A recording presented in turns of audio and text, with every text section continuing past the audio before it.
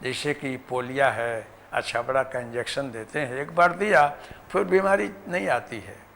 इसी प्रकार से सद्गुरु जब अपनी दृष्टि से शक्तिपात करते हैं तो सत्शिष्य का कल्याण होता है, उसका मंगल होता है।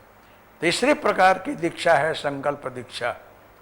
जैसे मत्स्य है, मच्छी जल में इंडा देती है और 100 फुट दूर जाएगी वो, तो 100 फुट दूर जाने के बाद याद आएगी तो अपने इंडे पर ध्यान करती है कि मेरा बच्चा जहाँ भी हो वो उसका मंगल हो, पुष्पित हो, पल्लवित हो, विकसित हो। तो उसके संकल्प से जो है शक्ति ट्रांसफर होती है और इंडिया में से बच्चा होकर बड़ा होता है। आप लोग विचार करेंगे कैसे? तो पानी के अंदर इलेक्ट्रिसिटी होती है, बिजली जो है पानी के अंदर होती है।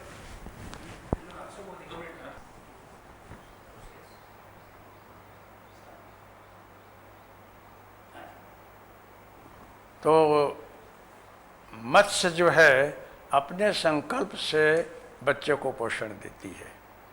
तो समर्थ गुरु जो है कभी कभी संकल्प से, मात्र संकल्प से सत्शिष्य के अंदर शक्ति ट्रांसफर करते हैं और उससे उस सत्शिष्य का कल्याण होता है। अगर कोई समर्थ गुरु स्पर्श करके दीक्षा देने लगे तो कितने को देगा? हजारों की संख्या है, कैसे कल्याण कर सकता है वो? इसी प्रकार से अगर दृग से देख करके दृष्टि से शक्तिपात करे तो भी कितने को कर सकेगा? 2, 5, 10। लेकिन सिद्ध समर्थ महापुरुष जो हैं वो एक साथ 1 लाख को संकल्प से शक्तिपात कर सकते हैं। 1 लाख, 10 लाख, 20 लाख, 25 लाख, करोड़ों को शक्तिपात कर सकते हैं। जैसे कि आप लोग इंस्ट्रूमेंट लगाते हैं, टेलीफोन है, जो भी टेलीफोन करे एक साथ में कहीं भी टेलीफोन होता है। शायद आपके टेलीफोन में तो मर्यादा भी हो, लेकिन हमारे सदगुरु के शक्तिपात के जो इंस्ट्रूमेंट है इसमें कोई मर्यादा नहीं। एक साथ करोड़ों को हो सकता है, एक साथ में संकल्प से दीक्षा देते हैं। तो ऐसे सिद्ध समर्थ महापुरुष बोलते नहीं हैं। गुरुस्व मौनम व्याख्यानम शिष्यस्तु छिन्न संशय। सिद्ध समर्थ गुरु बोलते नहीं हैं, मात्र संकल्प करते हैं। वो संकल्प करेंगे, उनके संकल्प से आपके अंदर शक्तिपात होगा, आपका मंगल होगा, कल्याण होगा। यहाँ बैठे हुए लाखों माइल दूर शक्तिपात हो सकता है। आप सामने बैठे हों तो सामने ही हो, ऐसा कुछ नहीं है। आप चाहते हों कि मेरे ऊपर सदगुरु की कृपा उतरे और सदगुरु चाहते हो कि मैं तुम्हारा कल्याण करूं, तो यहाँ से बैठे बैठे इच्छा करेंगे, शक्तिपात होगा। लेकिन शक्तिपातस्य लक्षणम, शक्तिपात का लक्षण क्या है इसका ज्ञान आपको होना चाहिए। इसके सिवा आपको ख्याल कैसे आवे कि हमारे ऊपर कृपा बरसी है? देखिए, दियते ज्ञान सद्भाव क्षीयते पशु भावना। सदगुरु जब दीक्षा देते हैं, दी का मतलब देना, दो का मतलब देना, दो में ई जो है वो शक्ति है। जब शक्ति देते हैं, देना, देने के बाद होता क्या है? क्षीयते पशु भावना। आपके अंदर जो पशु भावना है, काम, क्रोध, मद, लोभ, मात्सर्य, ईर्ष्या, जालीसी वगैरह जो पशु की भावना है, अज्ञानता है, वो नष्ट होने लगता है। दियते ज्ञान सद्भाव क्षीयते पशु भावना। दान क्षपण संयुक्ता दीक्षा तेने है कीर्तिता।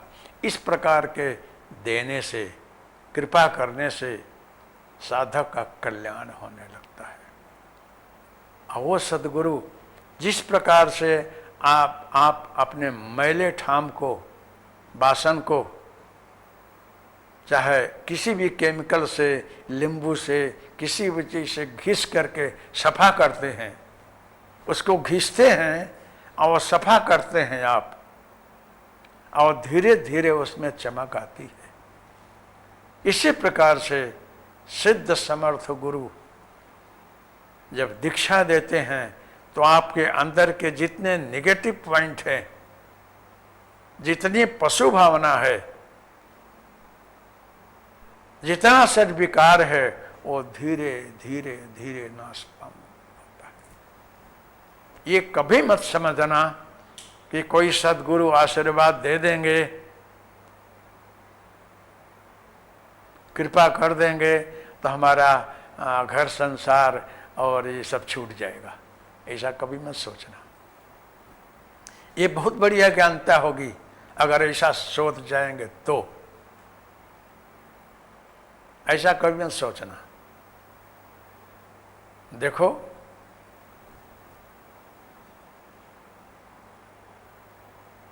प्रहलाद को सद्गुरु नारद जी ने दीक्षा दिया। दीक्षा देने के बाद प्रहलाद ने काफी भक्ति की। इतनी निष्ठा से, श्रद्धा से, समर्पण भाव से उसने, प्रहलाद ने भक्ति की, भगवान को प्रकट होना पड़ा, वरदान देना पड़ा। और जो उसके पिता ने इतना दंड दिया, उसके लिए पहले मुक्ति मांगी। ये उसके अंदर सद्भावना देखो कि जो उसको दंड दे रहा है, जो उसका अकल्याण कर रहा है, उसके पीछे इतना पड़ा हुआ है, उसको काफी हैरान किया। और उसके विषय में एक उसका पुत्र हो, सत्शिष्य हो, उसकी क्या ऊंची भावना है, उसका मंगल हो, उसका कल्याण हो। यही सद्भावना है। पशु भावना नष्ट हो जाए तो ये सद्भावना है जिससे जीव का कल्याण होता है, दूसरे का भी कल्याण होता है। प्रहलाद को भगवान मिल गए हैं, सारे आशीर्वाद दिए हैं, फिर भी नारद जी ने बोला है, भगवान ने भी बोला है कि तेरा बहुत काम बाकी है अभी, तो संसार में जा, तेरा राजपाट बाकी है अभी, तो राज करेगा, तेरे संतान होंगे, तेरे अमुक प्रारब्ध बाकी हैं, उसका नाश होगा, फिर तुझे मुक्ति मिलेगी। यही बात जो है ध्रुव जी के सामने है। ध्रुव को भगवान मिले हैं, राजपाट मिल रहा है, उत्तानपाद जी राज दे रहे हैं, फिर भी ध्रुव ने स्वीकारा नहीं। माँ ने बोला कि बेटा अब तेरे पिता 4 भुजा वाले हैं, उनको खुश कर, और जिसके मार्ग में जाने से राजपाट सामने आ रहा है उसका त्याग करेगा तो और क्या नहीं मिलेगा। तो ध्रुव जी को भगवान विष्णु मिले हैं। कृपा नारद जी की, गुरु कृपा ही केवलम, गुरु कृपा के सिवा उनको भगवान भी नहीं मिलते। सोच लीजिए आप लोग, को ध्रुव जी को भगवान मिले हैं और जो कुछ मांगा मिला है। उसके ध्रुव जी को भी बोला गया है कि आप जाओ, तुम्हारा राज पाठ संसार अभी बाकी है, पूरा करने के बाद फिर इस मार्ग में आना। अभी ध्रुव लोक है, सुने हैं आप लोग, ध्रुव लोक है, वहाँ ध्रुव जी का निवास है, और सारे राजपाट अपने प्रारब्ध को पूरा करके आप फिर जो है ध्रुव लोक में जाकर बैठे हुए हैं। तो सद्गुरु जब कृपा करते हैं तो आपके पीछे के शुभ और अशुभ दोनों प्रारब्ध बड़ी सरलता से पूरा होता है और आपको अच्छे मार्ग में ले जाते हैं। सारे कष्टों को दूर करते हुए आपके अशुभ प्रारब्ध को सरलता से मिटाते हुए, शुभ प्रारब्ध में अहंकार न आ जाए, इस माइक जगत में आप ओतप्रोत न हो जाएं, अपने स्वरूप को भूल न जाएं, ईश्वर की विस्मृति आपको न हो जाए, एक ख्याल रखते हुए सद्गुरु की शक्ति आपको योग्य मार्ग में गति कराती है। गुरु की बड़ी महत्ता है। गुरु आपको कान में मंत्र दे दिया, आपका कल्याण हो जाएगा। हो भी सकता है आपको गाढ़ श्रद्धा हो गुरु मंत्र में, गुरु में, तो हो भी सकता है। और कोई कोई गुरु जो हैं केवल व्यवसाय के लिए आपको मंत्र दे दें, रास्ता बता दें, तो हो सकता है कि आपको विलम्ब हो जाए, क्योंकि आपको अपने गुरु में श्रद्धा भी नहीं होगी। आप गुरु को अपने मंत्र पर, अपने शक्ति पर कॉन्फिडेंस नहीं होगा, तो आपका कल्याण नहीं होगा। अगर गुरु समर्थ न हो, फिर भी आपको अपने गुरु में गाढ़ श्रद्धा हो कि हमको गुरु जी ने जो मंत्र दिया है, रास्ता बताया है, उसमें मेरी गाढ़ श्रद्धा है, मैं आगे बढ़ूंगा, मेरा कल्याण हो जाएगा, तो शायद गुरु रह जाए लेकिन आप तर जाएंगे, आपका कल्याण हो जाएगा अगर आपको इतनी गाढ़ श्रद्धा हो तो। लेकिन कभी कभी जो है गुरु में अश्रद्धा हो जाती है, उनका कल्याण नहीं होता है। मैं आप लोगों को इसीलिए प्रेरणा करता हूं कि अगर आपको कोई सिद्ध समर्थ गुरु मिला हो तो बहुत अच्छा, न मिला हो तो दत्तात्रेय महाराज को गुरु बना लो और साधना करो, आपका मंगल होगा, कल्याण होगा, कहीं आपकी गाड़ी अटकेगी नहीं। अगर आपको अपने गुरु में गाढ़ श्रद्धा हो तो उनके अंदर भी दत्त का दर्शन करो। गुरुर् ब्रह्मा गुरुर् विष्णु गुरुर्देवो महेश्वर। इसका मतलब क्या हुआ? गुरु ब्रह्मा है, विष्णु है, महेश हैं, तो आप अपने गुरु को त्रिमूर्ति मानकर ही दंडवत करते हैं। गुरु जो है दत्त स्वरूप हैं, यही मानते हैं। कभी भी किसी भी साधक के लिए मैं संकेत करता हूँ, शास्त्रों में ही लिखित है कि अपने गुरु को मानव शरीर में मत देखना। गुरु मानव नहीं होता है, स्थूल शरीरधारी नहीं होता है, वो परम ब्रह्म परमात्मा का प्रतिनिधि है। वो मात्र आपके कल्याण के लिए स्थूल शरीर को निमित्त बना करके वो आता है। लेकिन ऐसा गुरु होना चाहिए जो निर्लोभी हो, आकांक्षा रहित हो, उसका हेतु ही मात्र यही है कि जीव मात्र का मैं कल्याण करूं, उसका मंगल करूं, सही रास्ता बताऊं। ऐसा गुरु होना चाहिए।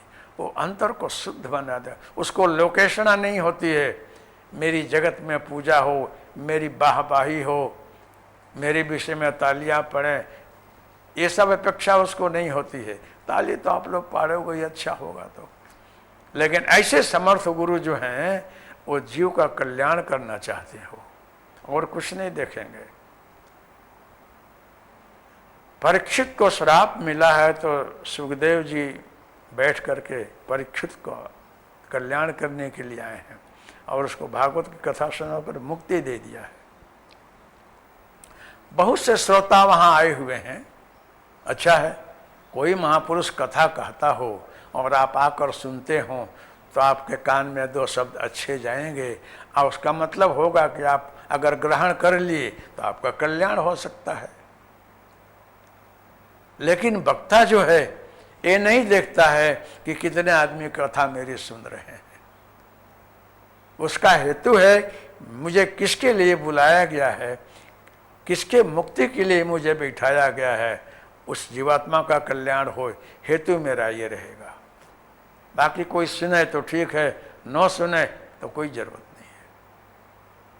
मेरा लक्ष्य है कि जिसके जिले में कथा कर रहा हूं उसका मंगल हो, कल्याण हो, और जीव के जीव भाव को मिटाते हुए आत्म भाव में, आत्म भाव से ब्रह्म भाव में ला करके रख देते हैं। देखिए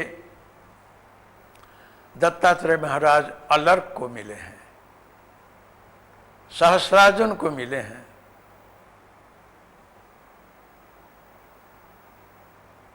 और बहुतों को मिले हैं।